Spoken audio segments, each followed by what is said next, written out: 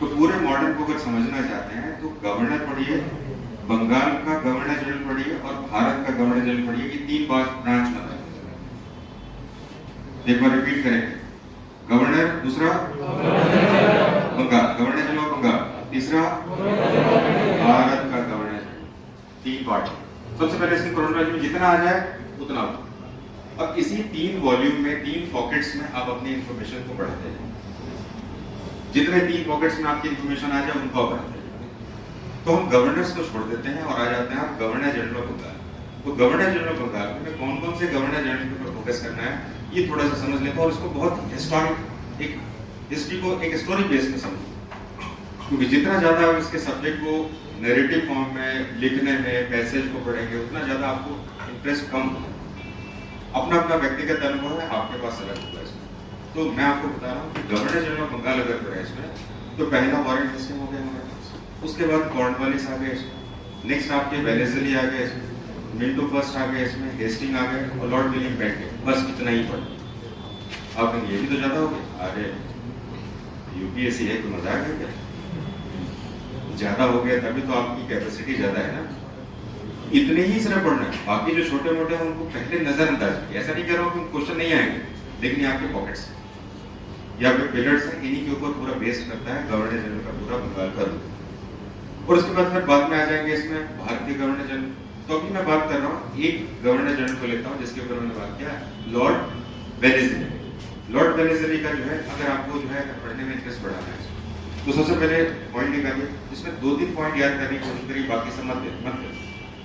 Gradually जैसे जैसे आपका इंटरेस्ट बढ़ेगा आप उसके पॉइंट्स को बढ़ेंगे। अब मैं एक सेक्शन निकाल रहा हूँ और मैं आपको बता रहा हूँ कि आपके इंटरेस्ट को कैसे बढ़ा सकते हैं। ये मैंने भारत का मैप लिया है जो लॉर्ड वेलेस्ली के समय। तो लॉर्ड वेलेस्ली के समय के भारत को मैंने मैप में लिया है। तो सबसे पहले एक टेन्योर मैंने बताया था, क्योंकि अभी कोई याद करने का जरूरत नहीं है, सिर्फ सोचिएगा कि मुझे क्यों जानना चाहिए, ऐसी कौन सी बात करती लॉर्ड वेलेस्ली ने जिसके कारण मुझे जानना चाहिए। ये वाली बात मैं आपको समझाने का प्रयास करूँ। तो उनके टेन्योर को सबसे पहले देख लेते हैं। इसमें 1799 से लेकर 1805 1800। तो वेलेस्ली के पीरियड में कुछ ऐसी घटनाएं हुई है, महत्वपूर्ण घटना, जिसको आप सोचेंगे कि अगर ये नहीं जाने तो फिर क्या जाने। उसी के ऊपर मैं आपको फोकस कर रहा हूँ।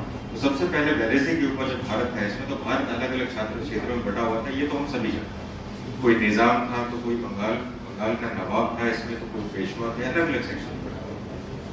लेकिन भारत में कुछ ऐसी घटना होगी लॉर्ड वेलेस्ली के समय कि अंग्रेजों का ध्यान बंगाल से हटकर पूरे भारत में चला गया। अब मैं आपको इसके लिए दिखाता हूँ वर्ल्ड का मैप। अब जरा देखिएगा कि हम वेलेस्ली को पढ़ने के लिए किस तरह से रिसर्च, यानी आप इसके बिना आप इसको छोड़ नहीं पाए। आप कहेंगे यार इसके बिना तो कंसेप्ट ही नहीं बने। ये 4 पॉइंट लिखा होगा। अब मैं आपको स्टोरी सुनाता हूँ लॉर्ड वेलेस्ली का। हर गवर्नर जनरल का अपना एक स्टोरी है, लेकिन वेलेस्ली के बारे में बता रहा हूँ तो कुछ ही ऐसे पॉकेट्स हैं जिसके ऊपर हमें ध्यान रखना। लॉर्ड वेलेस्ली को बंगाल का शेर, लॉयन ऑफ बंगाल भी कहते हैं। किसको कहते हैं? सबसे पहले शेर बंगाल के नाम से, शेर बंगाल। ये शेर बंगाल जैसा शब्द जो है ना, ये शेर मैसूर जैसा भी है। शेर मैसूर कौन? शेर मैसूर टीपू सुल्तान है ना। तो शेर बंगाल करके इनको कर दिया। क्यों कह दिया ये नहीं पता चला, क्योंकि टीपू सुल्तान की मृत्यु 1799 में श्रीरंगपट्टनम के युद्ध में इन्हीं के समय हुई थी। तो शेर मैसूर को किसने मार दिया था? कहने के लिए अंग्रेजों ने क्या लिखा? शेर बंगाल। और शेर बंगाल कौन था? ये वर्ड को जोड़ना है। एक जगह का शेर जाए, उस शेर को मारने वाला एक दूसरा शेर, ऐसे करके तुलना करके दो वर्ड आंसर आ गया हमारा। मैसूर का भी शेर आ गया। अब मैं बात कर रहा हूँ कि लॉर्ड वेलेस्ली जो है भारतीय इतिहास के लिए क्यों जरूरी है, और ये भारत के लिए आज आपको बिना इसको जाने आप रह नहीं पाएंगे। अभी तक हम कहाँ पर फोकस है? भारत के कहाँ पर फोकस है? करेक्ट बात है। और भारत की राजधानी आज क्या है? दिल्ली है। सही बात है। अब मैं आपको जोड़ रहा हूँ इसमें क्यों वेलेस्ली को पढ़ना है। अब देखिए वर्ल्ड में क्या हो। भारत ये है छोटा सा, और भारत में तो है ईस्ट इंडिया कंपनी का डोमिनेंस।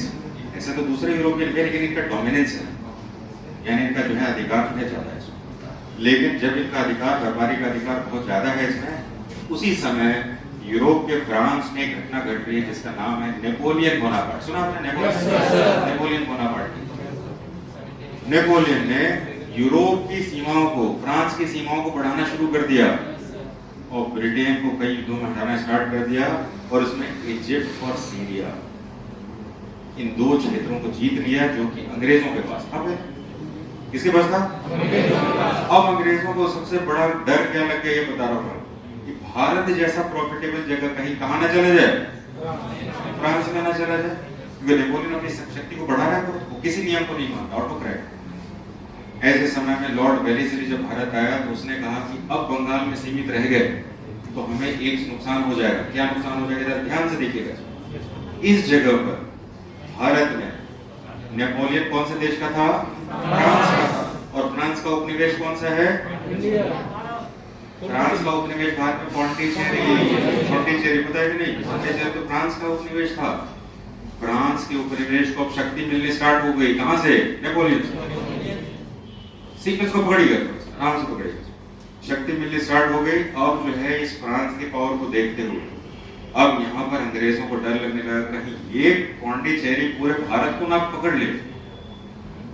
और इनकी संधियां होनी स्टार्ट हो गई थी इन फ्रांसीसियों की। इस संधि में एक इंपॉर्टेंट संधि हो गई वेनिस की संधि, जो कि फ्रांस के शहर है। वेनिस की संधि में अंग्रेजों को इस बात का एहसास हो गया कि अब जो है ये फ्रांस भारत के महत्वपूर्ण क्षेत्रों को कैप्चर कर लेगा और हमारे जो भी दुश्मन हैं उनको अपने साथ मिलाकर हमें बाहर से निकाल देगा। पहली बार वेलेस्ली ने बंगाल में जो फोकस था, Wellesley governor general of Bengal था, उसने कहा दिल्ली पर अधिकार करो। 1803 में पहली बार दिल्ली पर किस गवर्नर जनरल ने कब्जा किया? दिल्ली आ गया कि नहीं आ गया? और आज भारत की राजधानी क्या है? अच्छा, दिल्ली पे ही क्यों है? अब उसके इतिहास को सुनिए। क्योंकि मुगल बादशाह जो है जो लाल किले पे रहते थे वो दिल्ली में ऑफिशियल रेसिडेंस था और ये बात फ्रांसीसियों को भी पता थी कि अगर मैंने मुगल बादशाह के माध्यम से अगर कोई ऐसी संधि कर ली कि पूरा भारत हमें दे दीजिए तो फिर अंग्रेजों को यहाँ से निकाल देंगे और दिल्ली को पकड़ना उनके लिए जरूरी था। और लॉर्ड वेलेस्ली के समय में पहली बार दिल्ली को अपने अधिकार में लिया गया। हालांकि यह अधिकार व्यापार के लिए नहीं लिया गया, ये सिर्फ और सिर्फ पूरे भारत में कैप्चर करने के लिए लिया गया था, क्योंकि उस समय पूरे भारत का अनऑफिशियल जो रूलर था उसका नाम था मुगल बादशाह।